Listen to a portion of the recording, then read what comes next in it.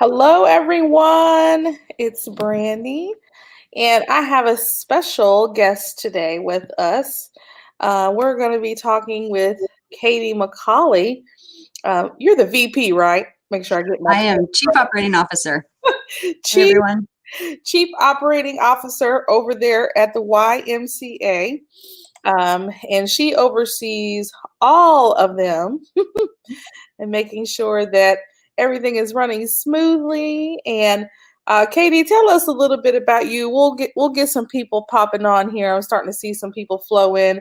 Tell Sure. tell us a little bit about yourself and what you do.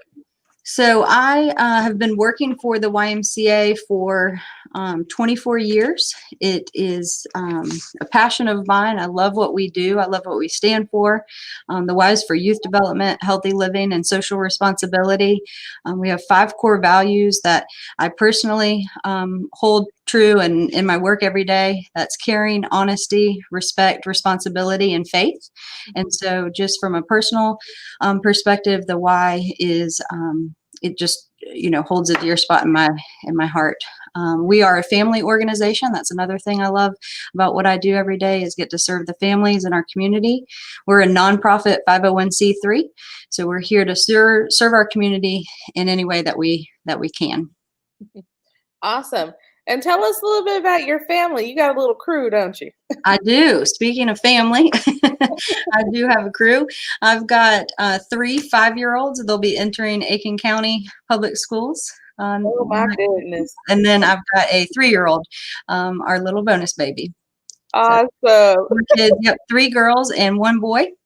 And they are definitely a blessing and keep us going. Awesome. Well, I appreciate you being on with us today. One thing that I wanted to do was I wanted to chat with the Y, update everyone on what's going on with the YMCA. Everybody knows that I'm a huge supporter. I raise money yearly for you guys. And I believe in the programs. We're Y members, and we go to the pool, we go to camp, and so I wanted people to know about the YMCA because there's other programs. People think Y and they just think the gym. Yes. But the Y does so much more than just the gym. You guys give away beds in conjunction with our DSS programs. Mm-hmm. You guys provide meals for kids during the summer. So there's a lot of things that the Y does, and I want people to be updated, especially with COVID. People need to know what the Y is offering in terms, for the kids going back to school. Mm-hmm. A lot of people need care and things like that. So I want to talk with you about that today. Yeah. So the YMCA, our history, we're an organization that's been adapting to our community needs over the years. And so I always say, if you've been to one Y, you've been to one Y. We're always looking at what the community needs. And so we have 11 different branches, and they all look very different in terms of what the needs are for those community. We try to support those. We don't go into a community trying to compete. We're trying to support the needs and the gaps that community may have. So we've had, I've never been more proud for working for the Y in the last 24 years than I am right now. Our Y locally, but also nationally, has really stepped up to fill a gap that's been needed through this pandemic. And so I'm just really proud of the staff team, our community members for stepping up and helping us, our partners, our donors, our supporters, our board members, our volunteers, everybody that had anything to do with what we've done over the past 21 weeks has really made an impact on our community. And I'm just so proud of what we've been able to accomplish. Throughout this pandemic, we've been providing meals to families that need them. So kids under 18, also in partnership with the Golden Food Harvest Bank and through Mayor Hardy Davis's office, we were able to provide food boxes. The YMCA summer food program will have given over 200,000 meals at the end of the summer. So and that keeps extending. Our summer keeps extending. We keep giving more meals that we still provide these these benefits to our community. So that's 6,000 meals a day that we've been delivering to communities that need them, through our branches and through a mobile bus program that we have. So pretty big operation that we've been doing in serving those families that need, that have food insecurities. The other thing that we've been doing is nationally, we launched a program when the school system shut down back in March. We said, you know what, we're going to step up. We're going to fill that gap. There are essential employees that we know need to get to work. That's our doctors, our nurses, our grocery store workers, our police, our firefighters. Those are the people that are in the front line supporting us to keep our communities going. And so we need to step up and support them. So we worked with the CDC, the local health departments, DHEC, all of these different agencies to figure out a way that we could safely care for children during this pandemic. And so when the school systems back in March closed, we stepped up and started essentially our summer camp early, and did an all-day daycare, childcare program across our association. We had 4 locations. We served just over 100 kids every week. Those spots were completely free for our essential personnel. So we did that at a complete expense to the bottom line for the YMCA, in hopes to be able to support our community at a time of need. Those participants were able to come. The cool thing about that was really it became a community partnership. We had local businesses really step up and support the kids, and they did all kinds of things from buying games and activities for them to do that were safe, to getting them Gary's hamburgers on Friday or flowers, from Ladybug Florist, to give to their parents on Fridays. We had Two Moms Cookies step up and give cookies to the kids and the parents that were a part of that program. So it really was a community effort. As far as the support goes, everybody kind of rallied around that program, which was really neat. That program led all the way up to the day that we started summer camp. So we were able to bridge that gap and still serving those kids through our summer camp program. We have had a lot of success in childcare, and I think we've learned a whole lot around that aspect in childcare. When you look at what our day camp environment used to look like and what it does today, it's very different. But we've done what we need to do to make sure that these kids and families are safe, and we've had a lot of success with it. Summer camp's not over, so knock on wood. But I don't want to jinx it, but we've had a lot of success in figuring out ways that we can make sure that the kids are social distancing, that we can keep them into cohorts. Obviously, the why being a gym, that we are in the business of and childcare, we are in the business of making sure that things are clean, and that things are disinfected. So all we had to do was just up our game a little bit as far as cleanliness and disinfecting and making sure that our kids and staff were safe. We did have to take some measures in, additional measures in making sure that our kids and families were safe. So we did curbside, check-in, which was a little bit different from us. The families weren't walking those kids in. We kept our cohort and our ratios much smaller. Those groups of kids separate. So typically, in a gym where we would have 50 or 60 kids at a time. What? I said running around. Yeah, running around, acting crazy.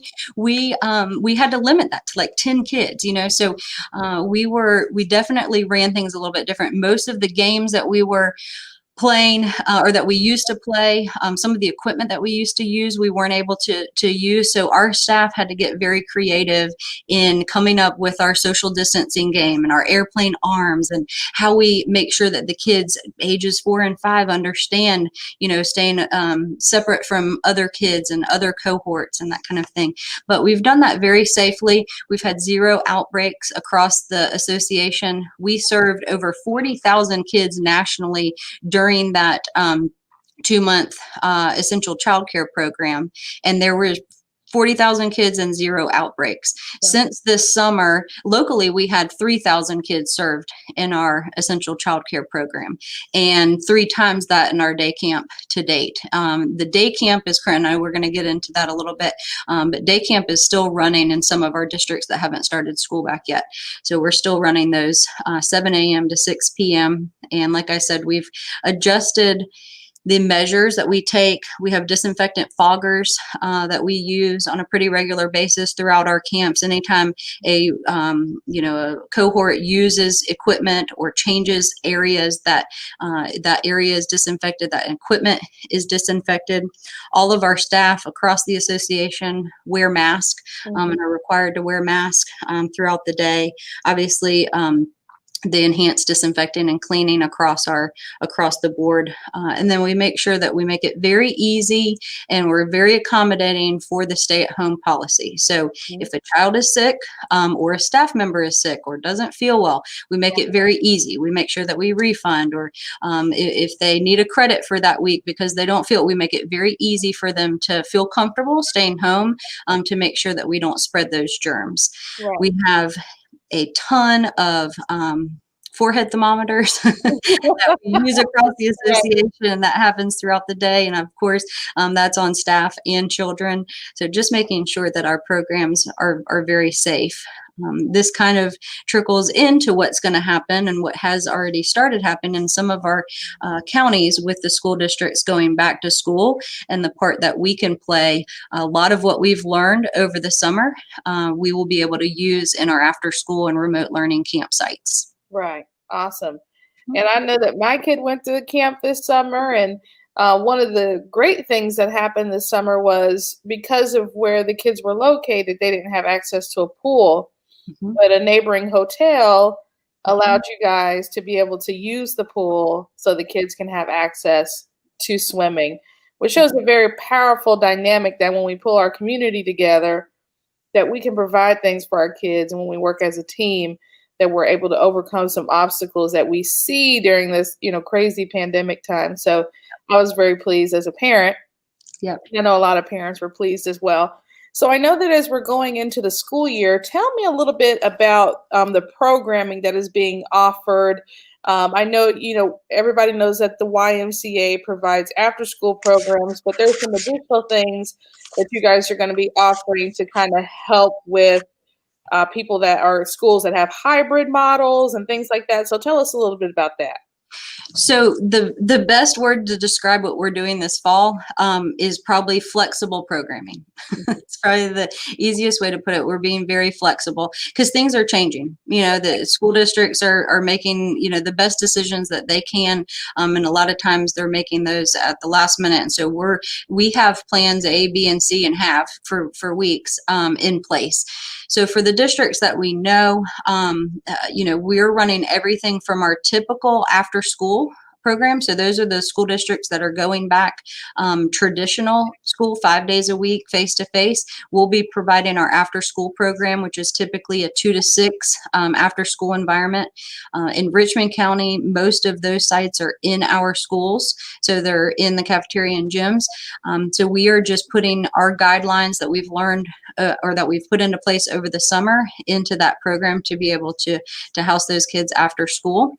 We do have that in Richmond County. We do have after school programs at a couple of different locations in our YMCAs too. So we bus from a couple of different schools and bring them back to our YMCAs and provide that after school service. I will say for Richmond County, they'll have a board meeting tomorrow night, and we already have a plan B in place for if they decide to go to an all virtual model or if they go to a hybrid model where we would be able to accommodate those students that need remote learning care.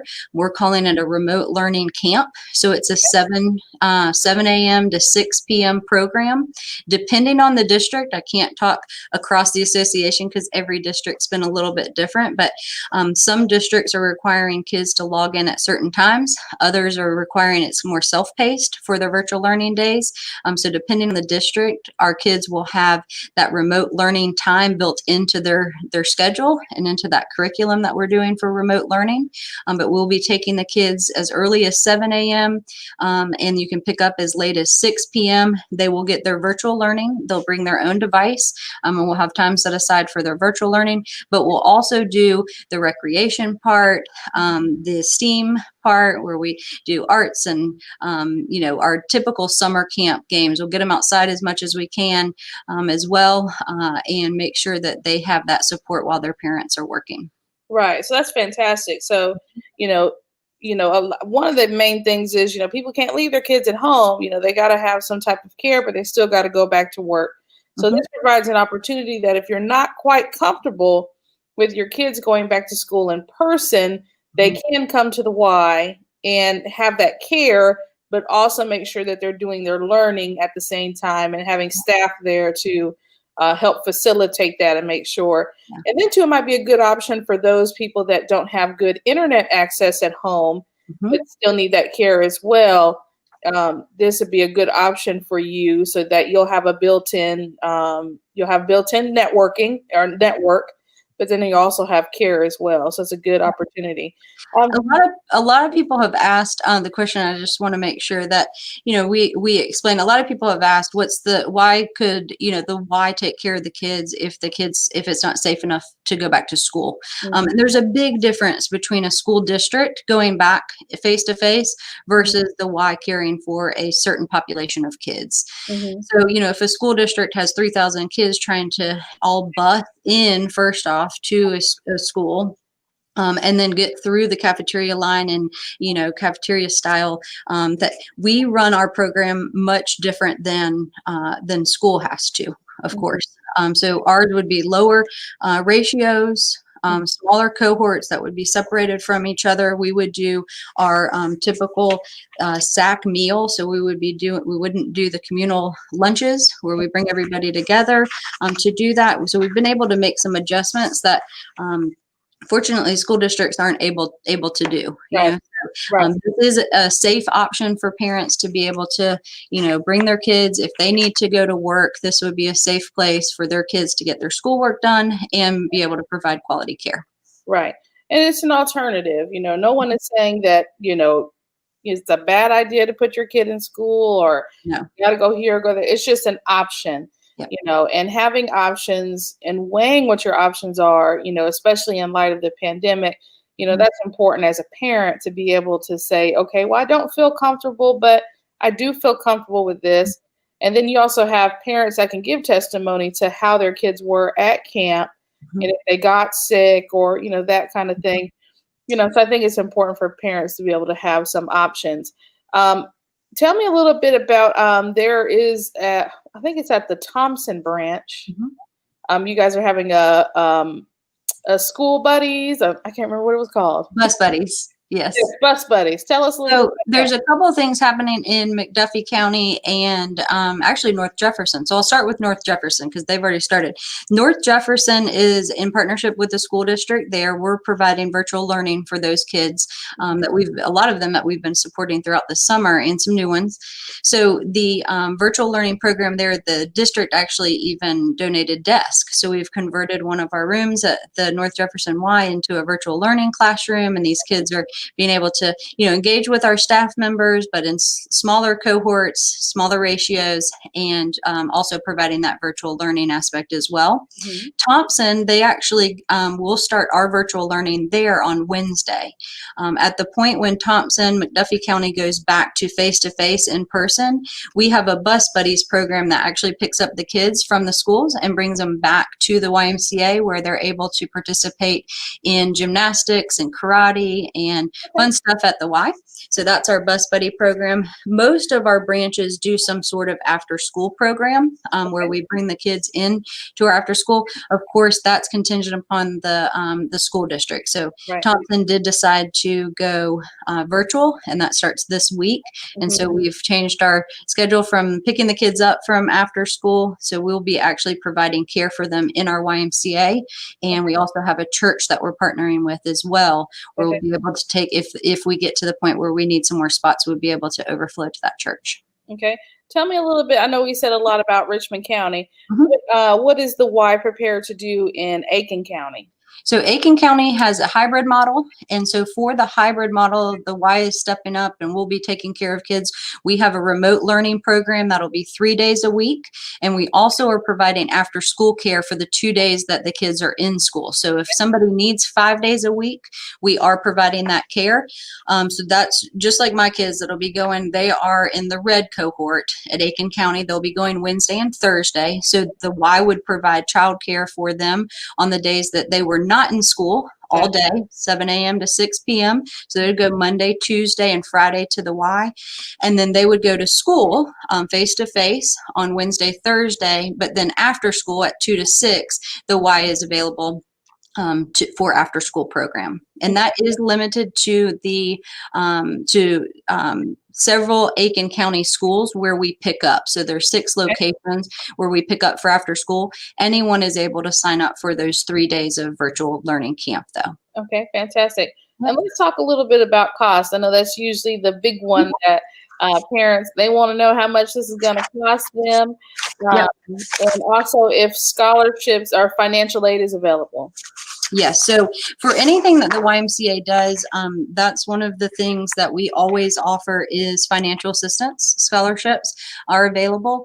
We work very hard and we are blessed with volunteers like Brandy who help us raise money each year through our annual campaign so that we can give that right back to the community. We give over $2 million away in financial assistance each year. So you can see the impact. And obviously childcare is one of the biggest recipients of our financial assistance program. So yes, we do offer scholarships. So if the prices, if you're not able to afford the prices, please contact one of your local branches because we will work with you to make sure that it's something. We don't want these kids staying home alone. We don't want them staying with an older sibling that may or may not have the ability to make sure that they're getting their learning done and that they're getting a healthy meal and that they're supervised properly. So if there's anything that we can do, we will definitely work with the family.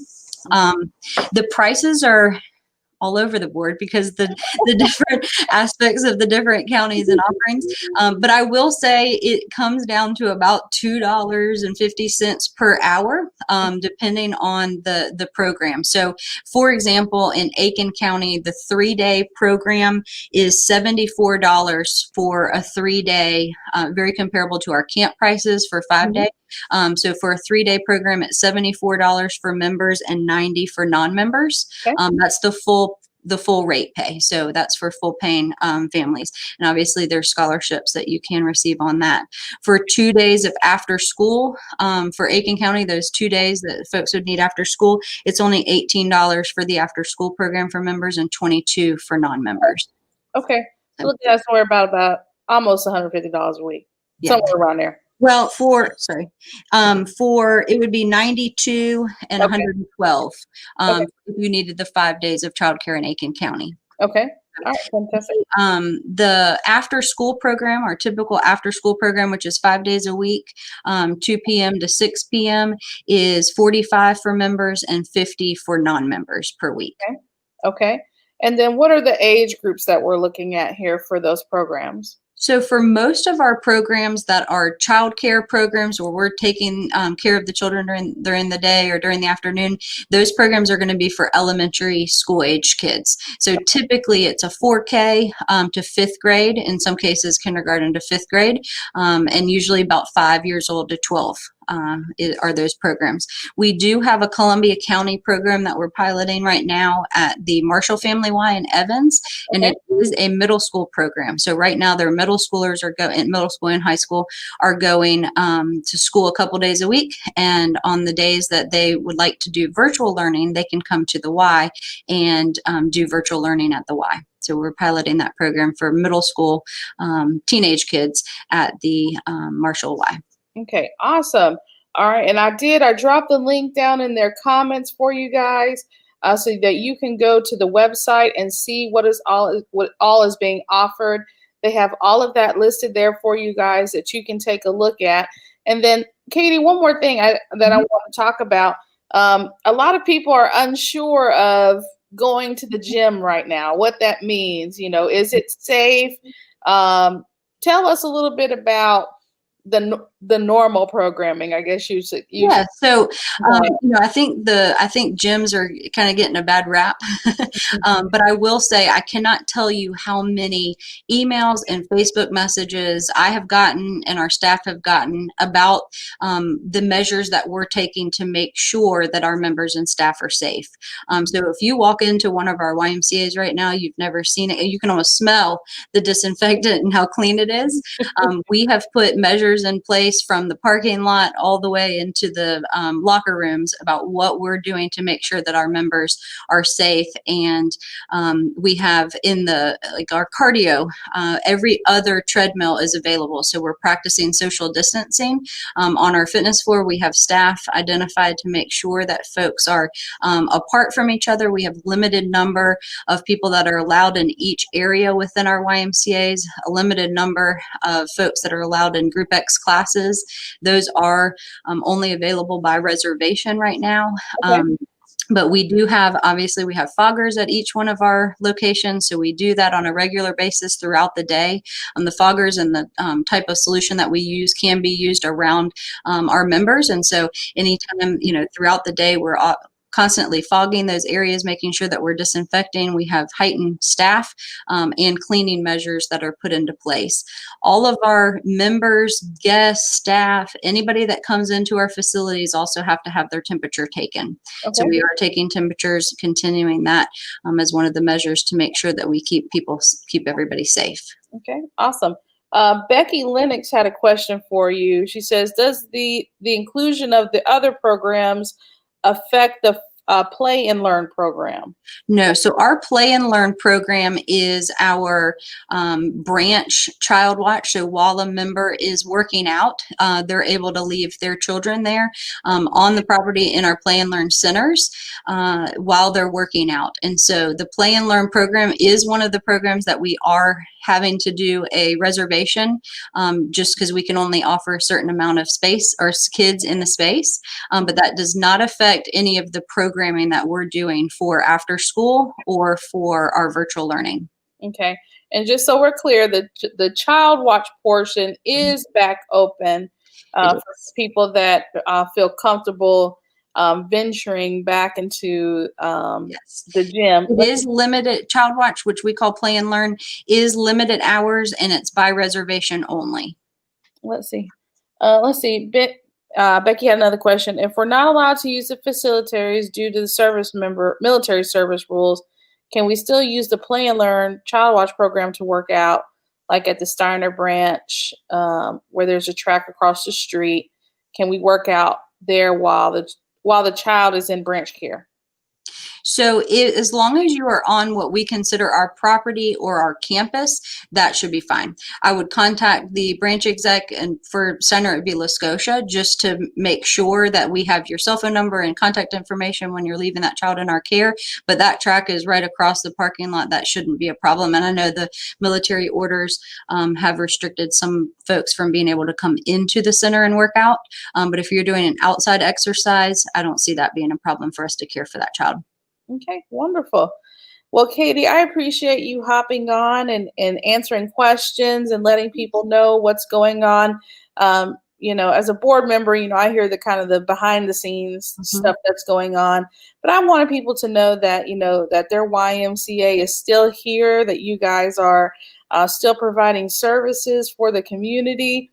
But also, as part of, what you guys do for the community, that people can also donate to the YMCA during this time to make sure that you guys can provide services for families.